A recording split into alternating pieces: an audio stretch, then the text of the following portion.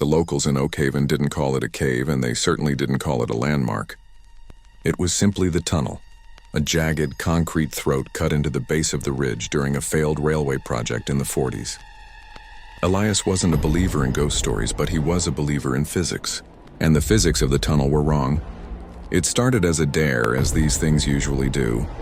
Elias stepped past the rusted "No Trespassing" sign, his heavy flashlight cutting a clean white circle through the damp air. Most tunnels echo, this one swallowed. The further Elias walked, the more the world outside felt like a fading photograph. He noticed the walls first. They weren't just damp. They were coated in a fine gray soot that moved against the grain of the wind. Then he heard it, the sound of dry silk dragging over gravel. He stopped. 50 yards ahead, the beam of his flashlight hit something that wasn't stone.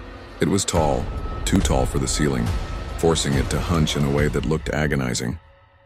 It didn't have skin so much as a collection of tightly wound shadows, like a human shape wrapped in a million miles of black thread. It didn't have eyes, but Elias felt its gaze. It was a pressure in his chest, a sudden crushing weight that smelled like ozone and old earth. "Don't look at the gaps," a voice whispered in his head. It wasn't his voice. It was a chorus of several layered like a cord. The thing began to unspool. A single thread of its shadow flesh reached out, drifting toward Elias's light. Where the shadow touched the beam, the light didn't reflect, it vanished. The flashlight didn't just dim. The air itself became a void.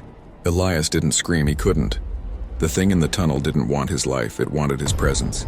It was a vacuum of history, a creature made of things forgotten, reaching out to pull him into the quiet dark between the threads. He backed away, his boots clicking rhythmically on the tracks.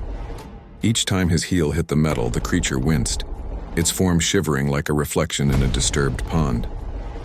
It hated the sound of the world it didn't belong to. He ran when he saw the first pinprick of moonlight at the entrance.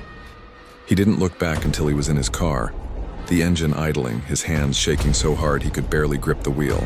Elias looked down at his sleeve. There, caught on his cuff, was a single, impossibly thin strand of gray-black silk. He reached to brush it off, but his fingers passed right through it. He realized then that the tunnel wasn't a place, it was a mouth. And now a piece of it was coming home with him.